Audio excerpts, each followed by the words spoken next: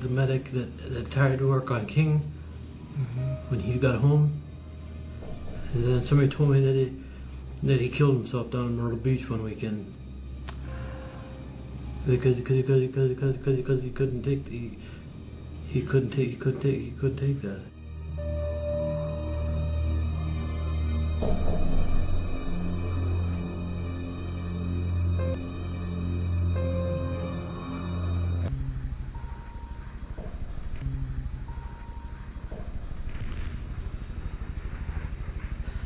And I'm confused. I'm pretty sure it was King who went back to the deuce and a half, and you had to crawl, up there. And when that pile went off, it cut his fucking legs right off. The shock of that. But I'm still here. But I'm still here. And I love and accept myself. And love and accept myself. Why do you think that's true? That you shouldn't be having feelings about it? Because you drive on, airborne drive on, right? Okay. Can I do a little bit on that? Even though I have to be perfect? Even though I have to be perfect. And I can't show my feelings? I can't show my feelings. What am I doing showing my feelings? What am I doing showing my feelings? I gotta drive on. I have to drive on. No wonder I feel vulnerable. No wonder I feel vulnerable. No wonder I have this tightness in my body. No wonder I have this tightness in my body. No wonder I feel exposed. No wonder I feel exposed. I haven't felt this good doing cocaine. I haven't felt this good drinking.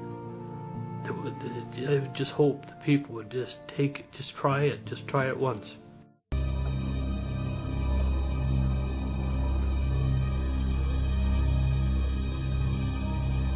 And I know that I got to talk about it. I know I got to get through it. And I know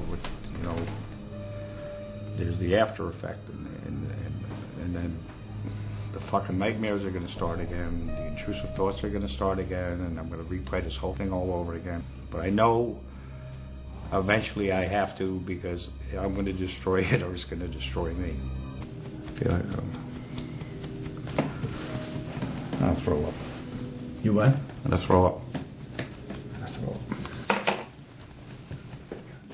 He came back, his face was ashen and everything, and we just kept tapping on it. What other pieces of this memory are showing up? A sight, a sound, what?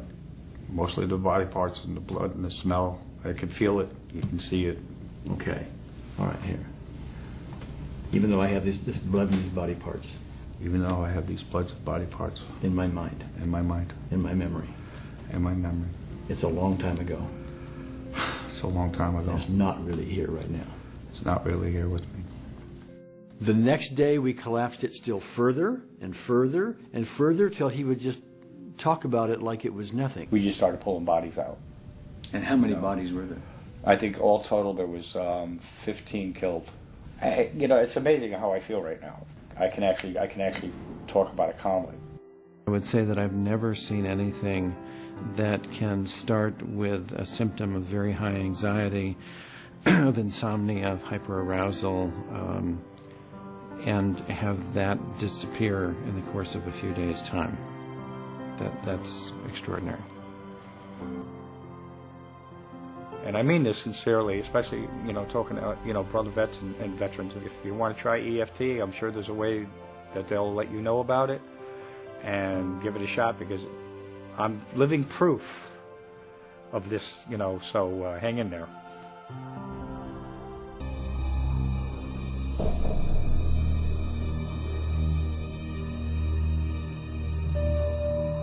And I've tried everything. Medications from doctors, which I don't want to be on. I want to be naturally healthy. And I've tried talking about my problems, but it's just all it does is bring them back up, and I think about them at night. The first night was very tense, very skeptical. He was, by his own terms, drinking himself to sleep every night because his nightmares would get to him so badly. It's amazing what I was doing with alcohol. Like some people would do with like deep drugs. Yes. It was like I'd wake up and drink, and I'd drink the entire day. And the lack of hope has sent him into, I can't do this life. I'm gonna go back. I have to go back. I have to re-enlist. That's all I know. That's all I know how to do.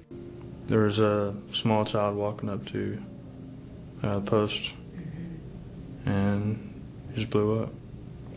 He blew up, and you know, arms and legs went everywhere. Okay. How do you feel when you tell me that? Pretty sick. I don't know where I'd be if I wasn't able to tap on myself hearing what this young man has had to put up with. Because hearing the women screaming and the girls, like the children screaming with them and looking at us like, you know, y'all are here, y'all are the reason why my child's dead. Okay. And then helping him take piece by piece, unpack it, and dilute it. And so that was exhilarating because within a day, he's not smoking. He doesn't care about the drinking. And I said to him, well, because we've taken care of what you needed to completely obliterate with alcohol and cigarettes. What would you say? Say the screaming of the women and children, 0. Zero. Gone. Good. So are they all 0? Yes. Brains? I don't feel guilty for... No guilt. Okay. Brains splattered all over the floor. 0. Blood everywhere. 0. Body parts all over you. 0. Okay. And it's my fault. 0. Great. So no nightmares? No nightmares. Woke up feeling good. Great. How is your jaw today? I don't feel any pain. And the neck that is usually, I know, from the jaw? Right. That it's okay? 0. Yeah. Okay. How are your hands? It's better than yesterday. That is much better. I can see that. Yeah. That's the tremor. Before I did the EFT thing, for me to say, I'm happy, that would just be weird for me to say, just to say out loud to myself. And I say it probably 10 times a day now. The dichotomy is so great between what I was when I went in and what I became after I got out, that it's a very, very messy situation inside of my head a lot of times.